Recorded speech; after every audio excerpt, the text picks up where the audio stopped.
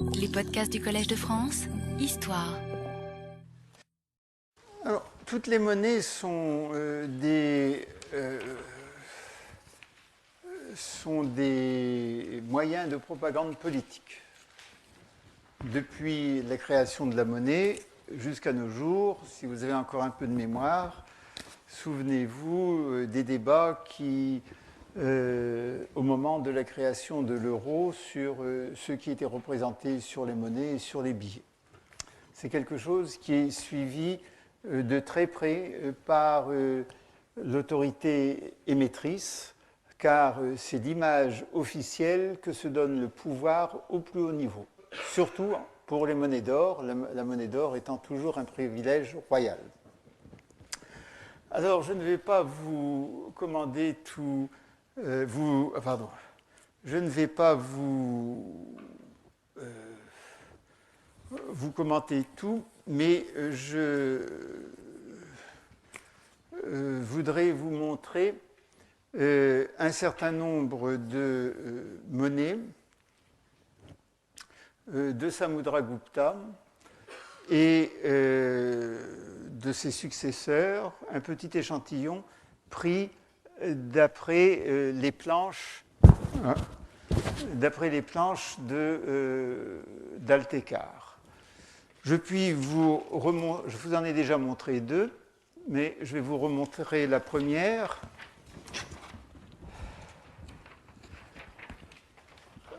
Les interprétations sont relativement faciles. L'une des particularités, des difficultés, c'est que les légendes sont souvent hors du flanc. Ça, c'est le type de monnaie typique les plus fréquentes de Samudragupta I. Vous avez le roi en haut qui se représente en guerrier et en guerrier aussi puissant que les couchants, successeur des couchants, avec ce costume qui est une tunique et des bottes très peu indiennes, mais l'indianisation se voit dans le collier, elle se voit dans la bannière, et l'auréole n'a pas le même sens que dans les monnaies kushanes, et la bannière avec le garuda et l'auréole signifie que le roi est en partie une incarnation de Vishnu. Il est une parcelle de Vishnu. Ça revient dans toutes les inscriptions, au moins d'allusion. Son nom est inscrit ici, verticalement, comme sur les monnaies Kushan tardives, Samudra, et il n'a pas besoin de rajouter Gupta, puisque Gupta, on le verra plus tard, est un suffixe. Et puis, il y a ici une légende qui est en partie disparue du flanc et qu'on reconstitue à partir d'une vingtaine de monnaies, parce que comme au moment de la frappe, le coin ou le flanc est un peu décentré, selon les monnaies, il y a une partie de la légende qui disparaît et une autre qui apparaît. Donc, on arrive à tout combiner. Et la légende est une légende en sanskrit, ce qui est la grande différence avec les légendes kushanes qui sont en bactrien, en écriture grecque. La légende est en plus en vers, et elle dit Samarashata Vitata Vijayo Jitaripur Ajito Divam Jayati, avec une allitération en ja que vous avez entendu même dans ma lecture imparfaite. Qu'est-ce que ça dit Vitata Vijayo, dont le pouvoir ou le pays a été étendu. Théoriquement, c'est la victoire, mais comme je vous l'ai dit, la victoire et le pays, ce n'est pas très différent. Donc, dont le pays a été étendu par 100 batailles, Samarashata, Jitaripur Ajito, celui qui a vaincu ses ennemis sans être lui-même vaincu, Divam Jayati, vint le ciel. Qu'est-ce que ça signifie que ce vint le ciel ? Je n'ai trouvé l'explication dans aucun auteur que je connais, et c'est quelque chose qui revient régulièrement dans les légendes monétaires des Gupta. À mon avis, on a une allusion à cela également dans l'inscription de Jalalabad, où là c'est la gloire qui monte jusqu'au ciel, mais en fait, ça renvoie à quelque chose de très pratique. Ça renvoie au fait que les souverains Gupta se vantent d'avoir célébré ou fait célébrer des sacrifices de type védique, l'Ashvamedha, mais aussi le Rajasuya, dont il est clairement dit qu'ils sont célébrés pour que le roi, qui est un roi puissant, du moins en théorie, gagne le ciel. Et c'est ça que ça signifie. Ça signifie que, non pas que ça signifie également qu'il est un second Indra, mais il ne faut pas interpréter ça comme un élément d'orgueil démentiel ou de vanité, disant qu'il est si fort qu'il va vaincre également les dieux du ciel. Ce n'est pas ça du tout. Il va gagner un séjour au ciel où il sera comme Indra, parce que comme Indra, il est vainqueur. Au retour, ceci est décrit comme Lakshmi assise sur des lotus.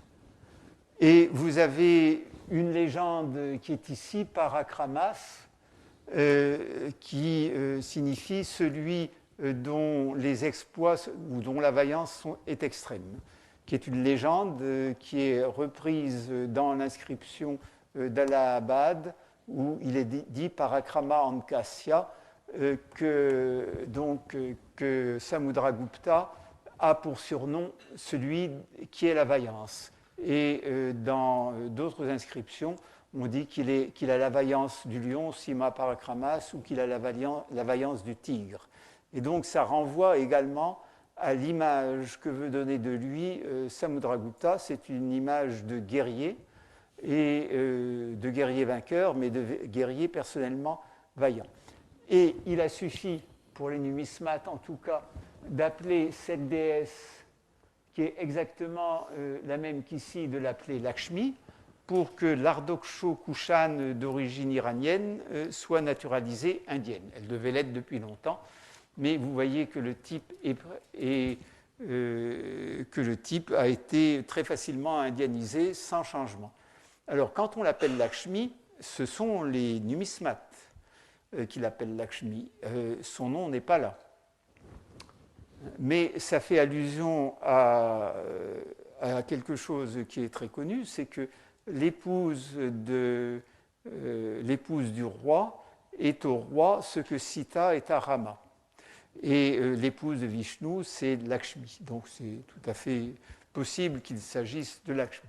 Vous voyez qu'il n'y a pas de grande proclamation sur la religion du roi, mais que les allusions sont tout à fait transparentes. Alors, les autres images sont moins parlantes, parce qu'on a simplement recopié ce qu'il y a dans Altekar. C'est pour vous donner un échantillon. Les monnaies, l'inscription d'Allahabad de Samudragupta ne mentionne pas qu'il a célébré un Ashvamedha. À mon avis, elle le mentionne indirectement, mais c'est un autre problème.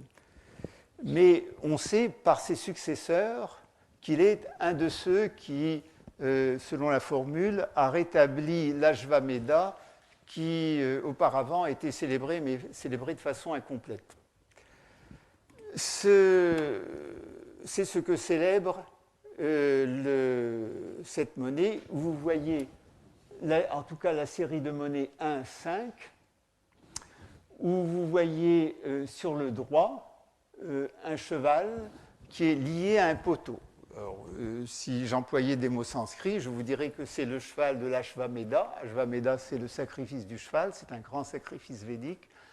Et le poteau, c'est le yupa, où le cheval est attaché. Et la légende vous dit Raja, en fait, c'est mal écrit, Prithvi Avidva Divam Jayati Arita.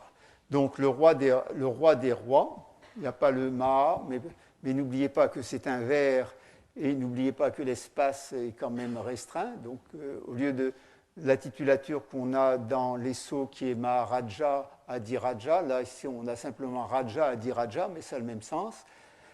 Prithvi Avidva ayant gagné la terre, il est donc souverain universel, ce qui est exigé pour l'Ashvamedha, je reviendrai un jour là-dessus, c'est même pas sûr, mais enfin, on aura peut-être le temps. Divam Jayati gagne le ciel, Arita, sans avoir été pris. Ça pose un... Au revers, vous avez une reine qui est décrite comme étant un personnage qui est décrit par les numismates comme une reine debout, et la légende qui est verticale vous dit Ashvamedha Parakrama, celui dont l'exploit est d'avoir célébré l'Ashvamedha, c'est-à-dire qu'il n'y a pas son nom, mais il y a son surnom indiqué par l'inscription d'Allahabad, très clairement. Parakrama, c'est un autre nom de Samudragupta. C'est un des problèmes de l'historiographie indienne, c'est que les rois ont plusieurs noms et utilisent ces noms en fonction de l'impression qu'ils veulent donner. Alors, le personnage est assez bizarre. Vous pouvez l'appeler une reine ou vous l'appelez une déesse. Mais en tout cas, elle porte un chasse-mouche, et en général, ceux qui portent les chasse-mouches, ce sont les servantes. Mais je ne suis pas un spécialiste des monnaies Gupta. La troisième série, 6 à ici, c'est ce qu'on appelle le roi à la hache. La hache, vous la voyez là. C'est ça la hache. C'est une monnaie qui n'est pas très différente, est ici. C'est une monnaie qui n'est pas très... Et il y a un petit personnage dont on ne sait pas très bien qui c'est.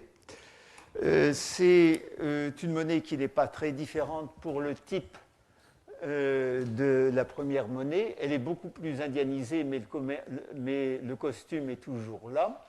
Mais vous voyez que la façon est plus indianisée, en particulier le bonnet et les boucles d'oreilles. La légende est ici sous le bras, Samudra. Gupta toujours Gupta n'est pas donné. Et autour, en sanskrit, vous avez Kritanta Parashur, Jayati Ajita Raja, Jeta Ajitas. Alors là encore, une allitération en ja et sur le verbe vaincre. Et lui qui porte la hache, Kritanta, du dieu qui met fin à l'âge Krita, c'est-à-dire ce qui signifie, pour ceux qui connaissent un peu de mythologie sanskrite, qu'il est à l'âge Krita, à l'âge parfait, celui semblable à ce que deux yugas plus tard sera Parashurama. C'est donc un grand exterminateur. Il vint, Jayati, Ajita Raja Jeta, lui le vainqueur des rois jusqu'alors invaincu, et étant lui-même Ajitas invaincu. Et au revers, vous avez un personnage qui pourrait être le même que celui qui est là-haut, mais qui est maintenant assis, qu'on appelle donc les numismates Lakshmi assise, mais ça c'est le nom que donnent les numismates. Et vous avez verticalement le surnom de Samudragupta, qui est ici, Kritanta Parashus,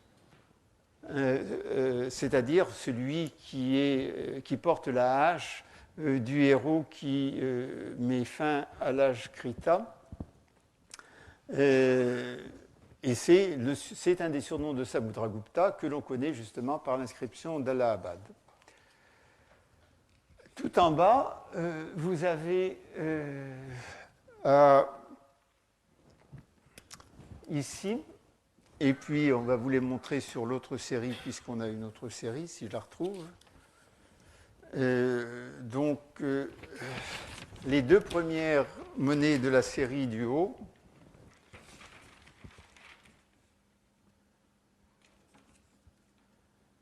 Les deux premières monnaies de la série du haut. vous avez ce qu'on appelle les pièces de monnaie à l'archer. On va essayer de...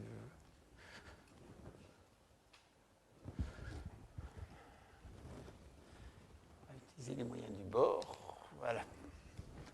Les pièces de monnaie à l'archer, vous voyez bien l'arc. Et une phrase de l'inscription d'Allahabad nous indique que Samudragupta était capable d'utiliser toutes les armes, et aussi d'ailleurs qu'il avait été blessé par toutes les armes. Ça, c'est un autre problème. Donc, c'est une autre représentation à laquelle l'inscription d'Allahabad fait manifestement allusion. Il est en guerrier archer, avec toujours sa bannière qui porte le Garuda à tête humaine. Son nom est donné sous son bras, Samudra, et puis il y a une légende ronde que vous ne voyez pas qui est restituée à partir de nombreux exemplaires, qui est Apratirato Vijitya, Kshitim Sucharitair, Divam Jayati. Apratirato, celui qui n'a pas d'ennemi. Littéralement, celui qui n'a pas de char contre lui, celui qui n'a plus d'ennemis. Vijitya Kshitim, ayant vaincu la terre, et donc se l'étant approprié, puisque Vijita, c'est le pays, Sucharitair Divam Jayati, gagne le ciel par ses actes de bien, par ses bonnes actions. Les bonnes actions étant les bonnes actions de la vie, pas les bonnes actions des Boy Scouts. Et au revers, vous avez Lakshmi assise sur une couche, exactement comme les couches Kushan, mais enfin on les trouve encore, ces types de couches. C'est ce qu'on appelle en persan un charpai, c'est-à-dire et que lorsque c'est en matériaux un peu nobles, on appelle un trône. Donc Lakshmi assise sur un trône, et puis la légende qui est sur verticale ici, Apratiratas, celui qui n'a plus d'ennemis. La série suivante, qui sont les monnaies 3-8, donc de 3 là-haut jusqu'ici, représente un autre aspect de Samudragupta, dont l'inscription d'Allahabad nous dit qu'il était un musicien capable de faire rougir les musiciens des dieux, les Gandharvas. Et vous voyez qu'il joue de ce que les numismates appellent une lyre, qui est cet instrument.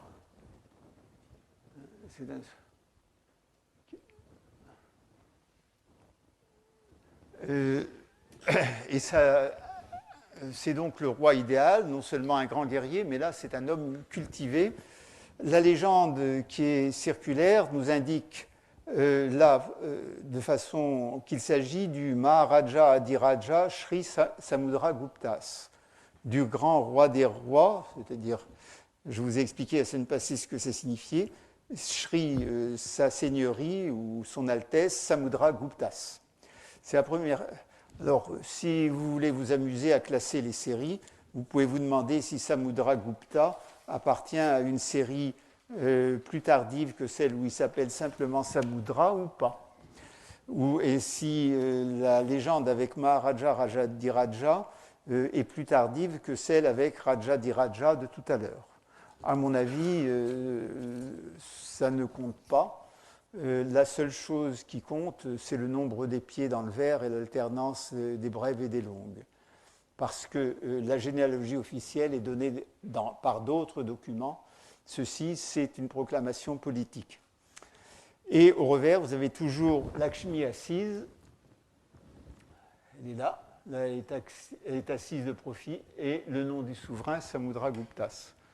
Ce qui est aussi une innovation par rapport au monnayage couchant, où normalement, à la place, ici, vous avez Ardoksho assise à la place de Lakshmi, mais surtout, vous n'avez pas le nom du roi. Vous avez le nom de la divinité qui est inscrit là. Vous avez une autre série qui est celle-ci, où, si vous avez un peu d'imagination, vous voyez ici un tigre qui est tué par un archer.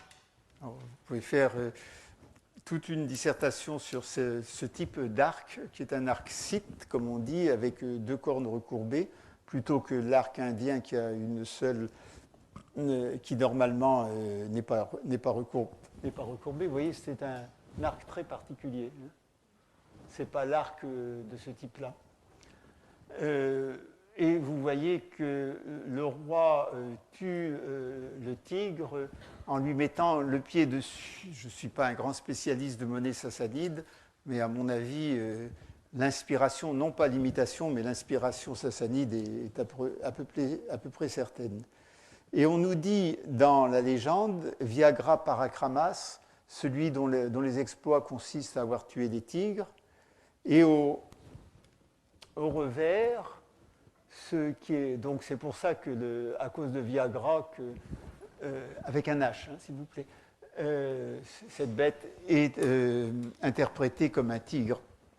Et au revers, vous avez une divinité debout qui là est reconnaissable parce qu'elle est sur un crocodile, sur un macara.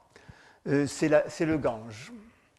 Et la légende est très très intéressante parce que la légende, c'est Raja Samudraguptas.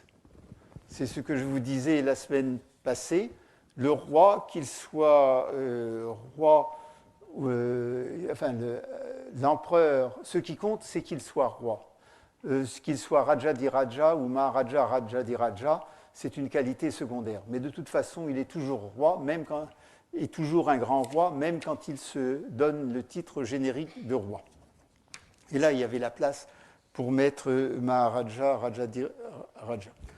Et puis, les monnaies suivantes, c'était jusque-là, j'étais là. Celles-ci qui sont... attendez, je me trompe maintenant, je suis à 6, 11, 15. Celle-ci pose un problème sur lequel je reviendrai peut-être en cours si j'ai le temps.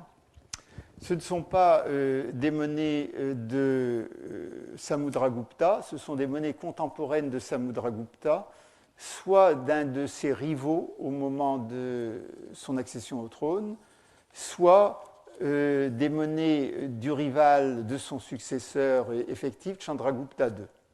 Ce sont des monnaies de Kacha qu'on ne sait pas très bien comment placer chronologiquement. C'est un usurpateur, si vous voulez, mais c'est un usurpateur qui probablement avait des droits à être usurpateur. C'était probablement un frère ou un cousin germain de Samudragupta ou de Chandragupta. Un demi-frère, puisque en général, c'est comme ça que ça marche, un frère d'une autre femme. Le type est celui du roi debout. On est revenu au type couchant, tout à fait.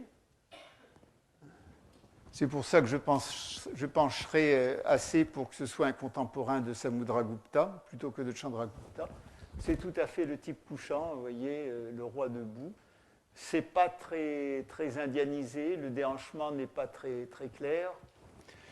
Et la légende est Kacho Gama Avijitya, Divam Karmabir Uttamair Jayati, Kacha ayant vaincu la terre, gagne le ciel par ses actes qui sont suprêmes, Uttamair, par ses actes excellents. Karma ayant un double sens, c'est-à-dire les actions qu'il fait, mais c'est également l'acte sacrificiel. Et au retour, et au revers, vous avez une monnaie de type couchant, vous avez des monnaies de ce type tout à fait sur les monnaies couchanes, par exemple les divinités lunaires, avec en particulier ces monogrammes. Mais évidemment, comme c'est une monnaie Gupta, on appelle ça Lakshmi.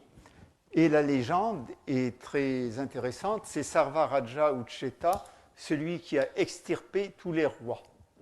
Alors quand vous songez que celui qui a extirpé tous les rois, c'est-à-dire celui qui se proclame comme tous les Guptas souverain de la terre universelle, est probablement un usurpateur qui a frappé très peu de monnaie et qui en plus a été rapidement défait et dont la mémoire a été ostracisée, vous vous dites qu'il ne faut quand même pas prendre tout ça pour argent comptant. ne faut jamais croire, prendre pour argent comptant ce que vous disent les politiques.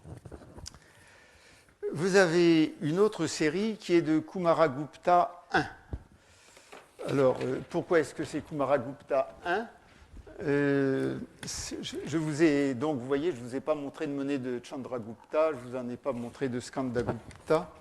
Skandagupta, je vous en montrerai quelques-unes. C'est parce que j'ai voulu choisir dans les planches d'Altekar celles qui étaient les plus variées pour ne pas trop vous ennuyer. Mais si vous voulez, c'est très simple à trouver. Alors, Kumaragupta I, les 3 premières monnaies. Kumaragupta, c'est le successeur de Chandragupta II. Ces dates, c'est à peu près 414-455.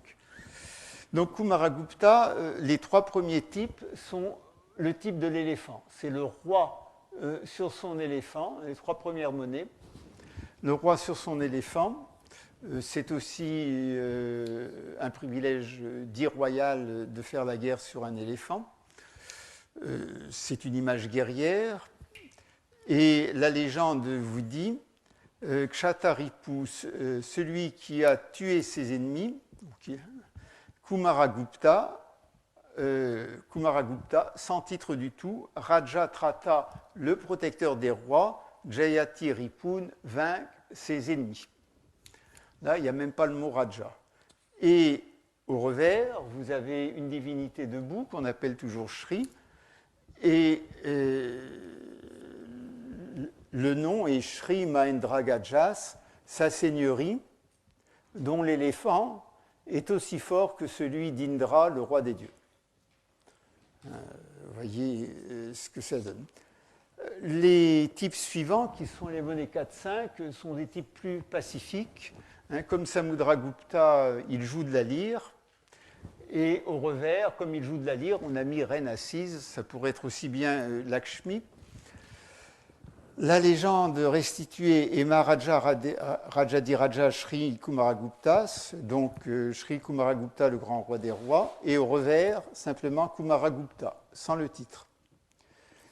Et puis, les monnaies 6-13, donc 7 rangées plus ici, vous avez un type que l'imagination des numismates n'a pas réussi à identifier. Ce sont 2 personnes entourant une troisième. C'est un type assez rare, ce type de triade, et ça peut être interprété de très nombreuses façons. Et la légende, qui n'a pas non plus pu être lue entièrement, contient le mot Kumaragupta. Au revers, vous avez Lakshmi assise, qui pourrait être la reine ou Ardoksho, et puis le nom est Apratiga, celui qui n'a pas d'ennemi. Et enfin, on terminera avec ces deux-là, l'une de Kumaragupta toujours, représentation du roi et de la reine. Ça pourrait être une monnaie commémorative, mais jamais personne ne l'a proposée. Et vous avez donc Kumara, mais il n'est pas exclu qu'ici il y ait le nom de la reine. Et au revers, vous avez Lakshmi, et il est marqué, Lakshmi, si vous voulez bien que toutes les femmes assises soient Lakshmi, il est marqué Sri Kumaragupta. Ici, vous avez une monnaie de Skandagupta. On arrive à un type royal, mais beaucoup plus indianisé. Là, vous avez, il a toujours le costume couchant, hein, mais difficilement. Un type beaucoup plus indianisé, avec toujours ce costume couchant. Ici, une épée, probablement. Mais il a un porte-parasol. Il a un porte-parasol qui est très indien. C'est la protection des rois et des dieux. Et la légende vous dit, Vijitavanir ayant vaincu la terre, Avanipatis, le maître de la terre, Sri Skandagupta, donc sans titre royal, Divam Jayati. Au revers, vous avez la même Lakshmi, et puis vous avez Krama Aditya, littéralement soleil de vaillance, qui est un des titres de Skandagupta, et qui a probablement été remis repris par la tradition indienne qui connaît un héros qui s'appelle Vikramaditya, mais Chandragupta II s'appelle aussi Vikramaditya. Voilà donc le type de légende et de proclamation politique que font les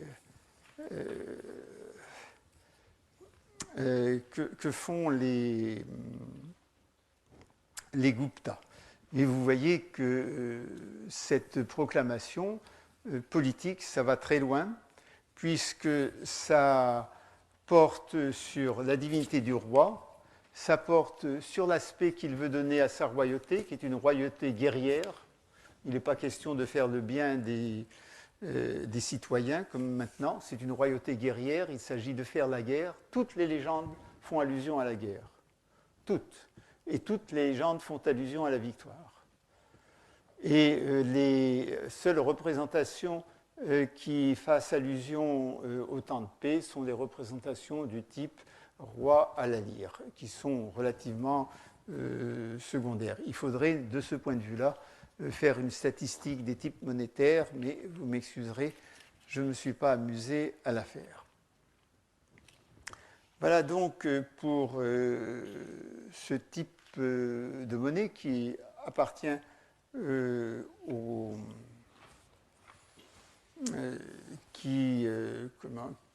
dont les implications politiques sont grandes et qui cessent apparemment après Skandagupta. Après Skandagupta, donc vers 450 ou 468, si on suit Altekar, il n'y a plus de monnaie Gupta. Et effectivement, ensuite, on a toute une série de noms de rois, mais on a beaucoup de mal à les ordonner. Il semble que l'Empire se soit divisé. Alors, si vous voulez bien, on va passer à une autre image que les Guptas ont voulu donner d'eux-mêmes. C'est l'image que donnent les sceaux. Essayez de trouver. Bon.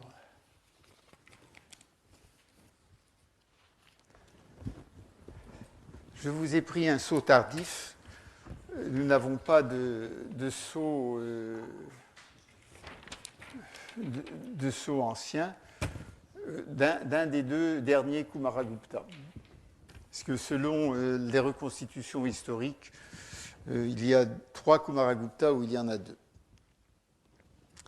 C'est le document, c'est le tampon, comme on dirait aujourd'hui, qui se trouvait au bas de tous les actes officiels de la chancellerie Gupta et qui authentifiait le fait que ça sortait de la chancellerie Gupta. C'est une empreinte faite dans de la terre molle par l'équivalent d'un coin. Et vous voyez que ça se comporte de 2 parties, elles sont à peu près toutes semblables. D'une part, l'image officielle de la dynastie, qui est le dieu Vishnu, qui est le support du dieu Vishnu, le Vahana, le véhicule du dieu Vishnu, l'oiseau Garuda à tête humaine, et qui qui proclame que le souverain est une parcelle de Vishnu, comme je vous l'ai expliqué. Et puis en dessous, vous avez la généalogie des souverains qui se trouve dans tous les actes officiels après Samudragupta. C'est après Samudragupta que la généalogie est établie et elle ne bouge plus, sauf quelques variations qui tiennent au fait qu'à un moment donné, la lignée s'est séparée et que donc il y a un certain nombre de rois dont le nom qui se trouve sur certains sceaux et pas sur d'autres, tout simplement parce que l'un des souverains de l'Empire Gupta partagé ne reconnaît pas l'autre lignée. Mais jusqu'à Skandagupta, ils sont tous pareils. Alors, ceci n'est pas de moi, c'est la transcription par Bandarkar de ce sceau. Il y en a d'autres qui a été trouvé à Nalanda et qui était donc apposé au bas d'un document, probablement une donation ou un privilège fait à l'un des grands monastères de Nalanda. Le roi, le dernier roi qui est cité, c'est Kumaragupta, et vous avez toute sa généalogie. Vous voyez qu'il y en a un autre ici, et donc c'est pour cela que moi je mets Kumaragupta 2, mais dans une autre lignée, il y en a un autre, paraît-il. Et on commence par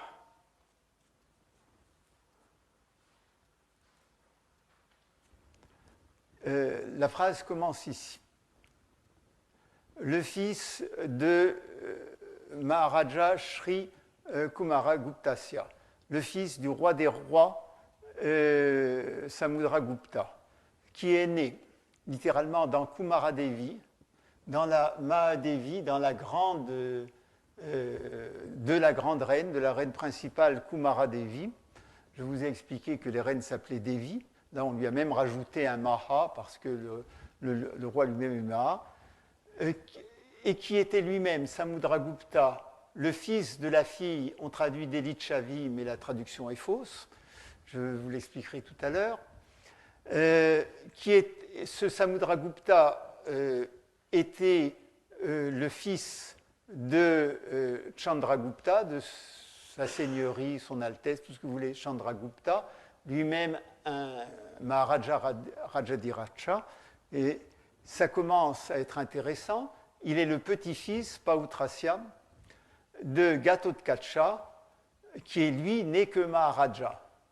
Et il est l'arrière-petit-fils d'un autre Maharaja qui est Shrigupta. Et son titre auquel il tient, en tout cas toujours Samudragupta, c'est qu'il est Sarva Raja Uchetus. Il a extirpé tous les rois, Pritivyam Apratiratasya, et il n'a plus d'ennemis sur la terre. Alors, le fils de Samudragupta, Tatparigrihito, c'est difficile à traduire, mais disons que probablement ça signifie que sur désignation expresse de son père, littéralement par la faveur de son presse, ce fils lui-même, il est né de la grande reine Data Devi, et lui-même n'a plus d'ennemis, et il est un adorateur de Vishnu suprême. Il a comme titre Maharaja Radhiraja, et son nom c'est Chandragupta. Le fils de celui-ci, qui littéralement a été favorisé par ses pieds ou a été à méditer aux pieds de son père, c'est une expression qu'on a également du mal à comprendre. Ça signifie qu'il est respectueux et que, comme tous les bons Indiens respectueux, il a salué très longtemps les pieds de son père en les touchant de la main et de la tête. Et que celui-ci l'ayant accepté, ça signifie qu'il avait la faveur de son père. Alors, le fils de Chandragupta, il est né de la grande reine Dhruva Devi et il s'appelle le grand roi Sri Maragupta. Il avait un fils qui lui aussi a réfléchi au pied de son papa, qui était né de la reine Ananta Devi et qui s'appelait Purugupta. Et le fils de ce Purugupta, qui lui aussi était favorisé par son papa, est né de la reine Chandradevi et il s'appelait le grand roi Sri Narasimha Gupta, c'est-à-dire Narasimha, c'est un nom vishnouite, c'est un avatar de Vishnu. Et puis son fils, qui lui aussi a était le fils chéri de Narasimha Gupta, et qui est né dans la grande reine Mitra Devi, eh bien, est un Vishnouite accompli et il s'appelle le grand roi Kumaragupta II. Et c'est tout, on est là. Et donc vous avez une légende qui affirme la généalogie du deuxième Kumaragupta et qui ne bouge plus. Alors, si l'on regarde ça d'un peu près, on peut immédiatement voir que le mot Shri, qui est préfixé à tous les noms, c'est simplement l'équivalent d'un terme respectueux. Ça signifie excellence, altesse, monsieur même. Et vous avez par exemple dans les monnaies népalaises actuelles, où les rois sont plus petits mais où l'orgueil est plus grand, enfin, jusqu'à ce qu'ils soient virés, non pas un Shri mais 3. Shri, Shri, Shri. Donc, si je vous dis cela, c'est parce qu'il y a eu pendant un temps dans les historiens indiens un problème pour savoir si l'ancêtre s'appelait Shri Gupta ou tout simplement Gupta. C'est pas un problème qui est mineur. S'il s'appelle simplement Gupta, c'est un nom très, très bizarre pour un Indien. D'abord parce qu'il est monosyllabique, alors que, comme vous pouvez le voir, tous les autres sont... Enfin, il y a un seul terme et non pas deux composés, alors que tous les autres sont des composés. Mais surtout parce que c'est un nom de caste. Et actuellement, les noms en Gupta sont les noms non pas de kshatriya, c'est-à-dire de gens aptes à la royauté, mais les noms de gens qui sont spécialisés dans le commerce et dans l'agriculture, les Vaishyas, et en particulier au Bengale. Et ça a beaucoup, beaucoup embêté les Indiens. Et vous avez toute une série d'articles pour montrer que Shri Gupta, oui, c'est un nom de caste bengali actuellement, mais ça n'a rien à voir, et que manifestement et forcément, Gupta était un kshatriya. Mais en tout cas, ce kshatriya, il est significatif que ni lui ni son fils ne se voient attribuer de façon posthume le titre de Maharaja Rajadhiraja. Donc, l'événement qui se produit, il se produit ici un événement, ensuite tous les souverains sont grands rois des rois. Et c'est pour cela qu'on se demande si l'an 320 célèbre cet événement-là ou célèbre cet événement-là. C'est un des problèmes. Donc, concrètement, politiquement, ça signifie que le dénommé Gupta était un souverain important, mais que probablement, ou il n'était pas indépendant, ou il n'avait pas de dépendant, ce qui revient à peu près au même. Il était simplement, je pense qu'il était le descendant des gouverneurs couchants de Pataliputra, mais je suis incapable de le prouver. Ce que l'on ne voit pas, mais qui est très clair une fois qu'on l'a pensé, c'est qu'il n'y a aucune référence théoriquement au fait qu'il soit des kshatriyas. Sauf que, évidemment, tous les titres sont des titres guerriers.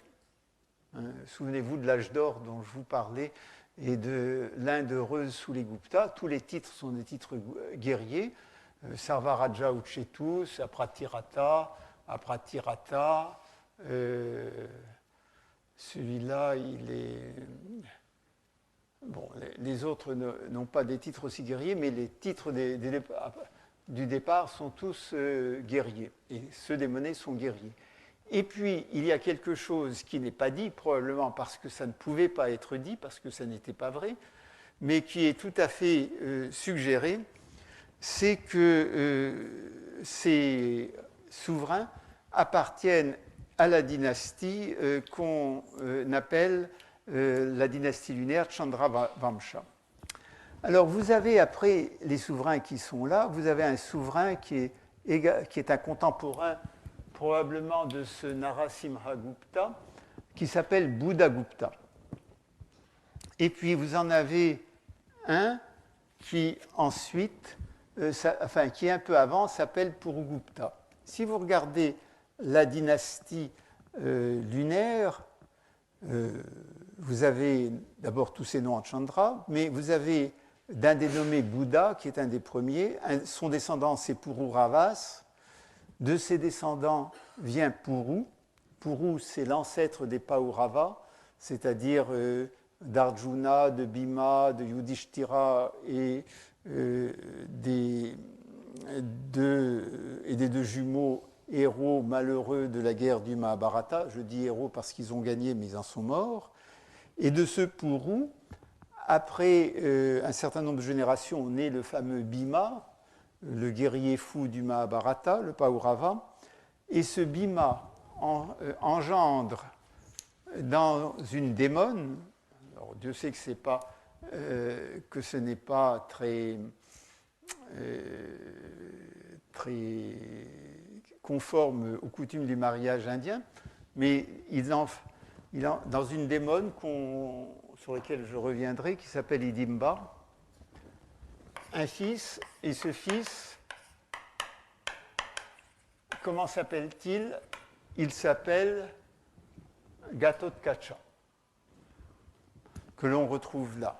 C'est-à-dire qu'il y a manifestement une allusion à la dynastie lunaire et que Gatotkacha ayant probablement été appelé ainsi par son père, le père a voulu rattacher son fils à la dynastie lunaire et aux histoires du Mahabharata et à Bhima. Et il l'a rattaché, comme on fait pendant très longtemps, les souverains indiens, jusqu'au XIXe siècle, en le faisant le fils d'un kshatriya par excellence et de quelqu'un qui n'était pas une fille de kshatriya, mais qui était quelqu'un de très important quand même, puisqu'elle était plus qu'un homme, une démone. Vous avez des tas de souverains dans les vallées himalayennes qui ainsi sont rattachés à Hidimba, et Hidimba a servi par exemple à naturaliser des divinités non ariennes, par exemple dans la vallée de Kulu. Donc vous avez ceci. Et vous voyez qu'à partir d'ici, Gatotkacha, il n'a pas droit au nom de Gupta.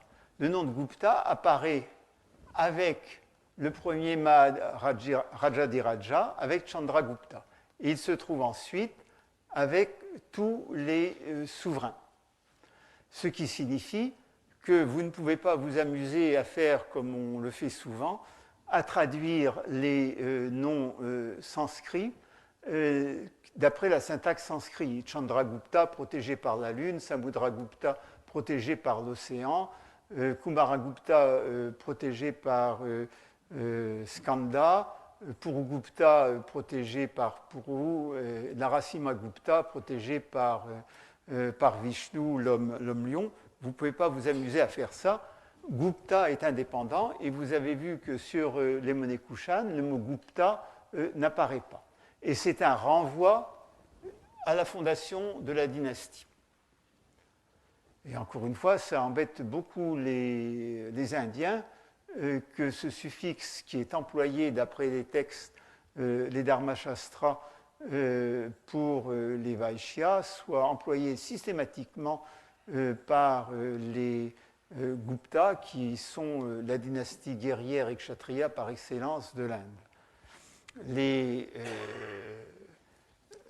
Les Indiens, l'inscription d'Allahabad et d'autres inscriptions disant que Samudragupta a protégé les dharmas, les Indiens ne peuvent pas concevoir que le dharma en 320 n'est peut-être pas celui que traduisent des manuscrits de Dharmashastra qui remontent au XVIe siècle en général. Si c'est le dharma éternel, et donc si les rois Gupta sont des rois dharmiques, ils ont dû suivre les lois du dharma éternel, et donc, étant rois, ils sont nécessairement kshatriyas. Ils font expliquer pourquoi le mot Gupta apparaît dans leur nom. Nous n'avons pas ce problème. On ne sait pas s'ils sont kshatriyas, mais on ne sait pas non plus exactement de quand datent les dharmashastras. J'avais un collègue que j'ai fait venir ici il y a quelques années, qui était un grand connaisseur des dharmashastras, et qui disait que le texte des lois de Manu que nous avons est un texte du XVIIIe siècle. Évidemment, ça ne fait pas toujours plaisir. Alors,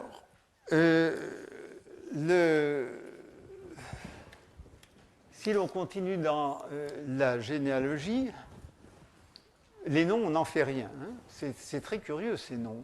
C'est un souverain qui s'appelle Chandra, lune. Moi, j'ai connu un certain nombre de Chandars, c'était des domestiques en général. On ne peut pas dire que ce soit un abrégé d'un composé. Je ne sais pas du tout pourquoi il s'appelle lune, et je sais encore moins pourquoi il s'appelle océan.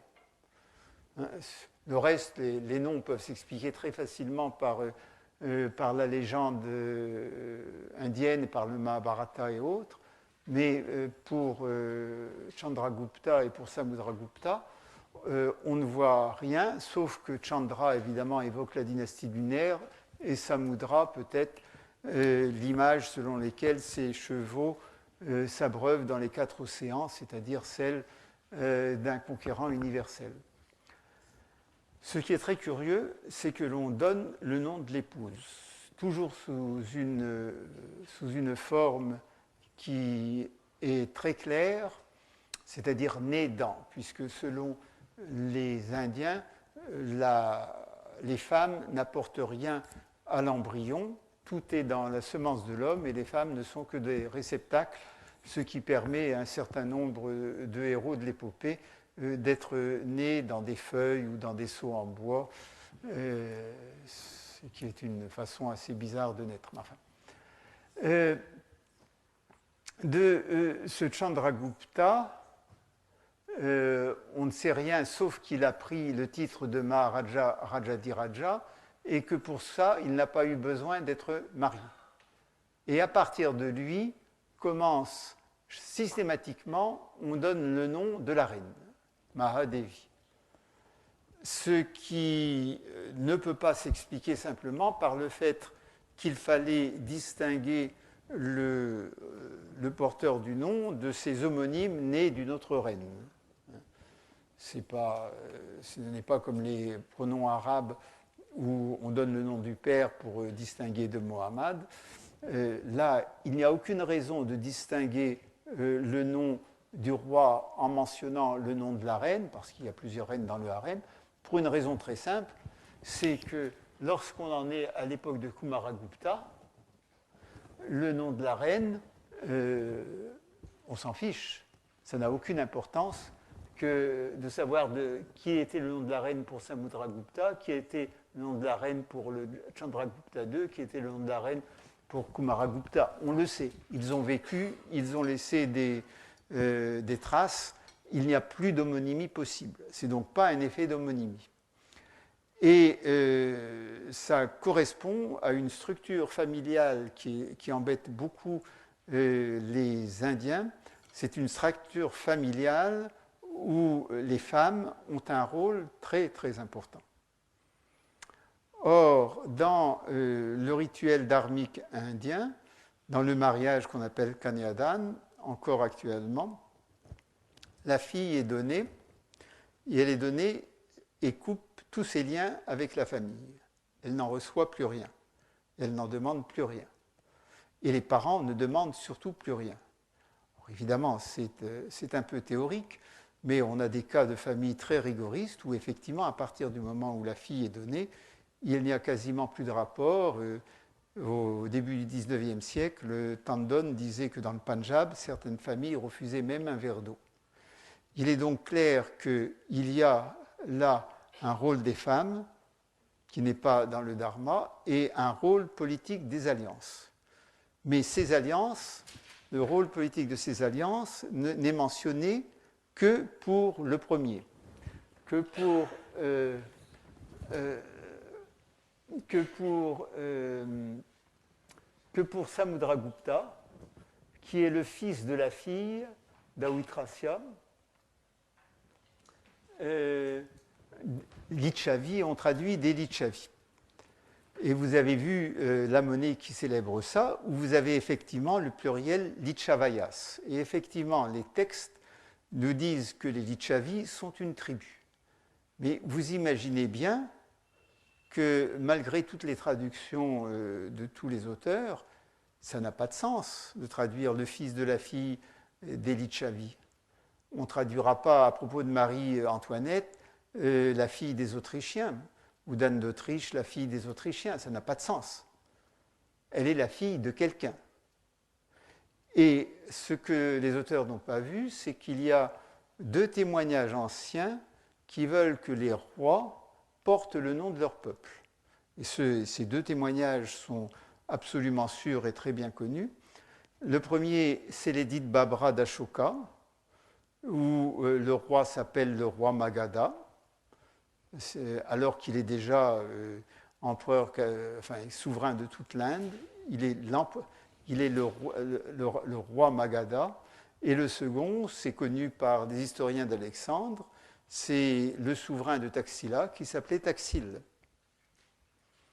C'est-à-dire que je vous ai parlé des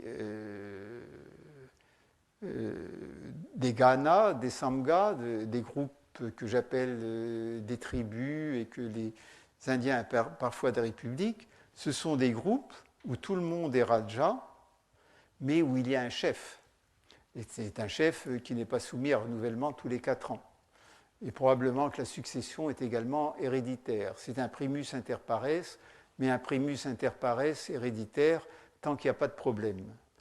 Et il est tout à fait normal que ce chef des Lichavi porte le nom de son peuple Lichavi.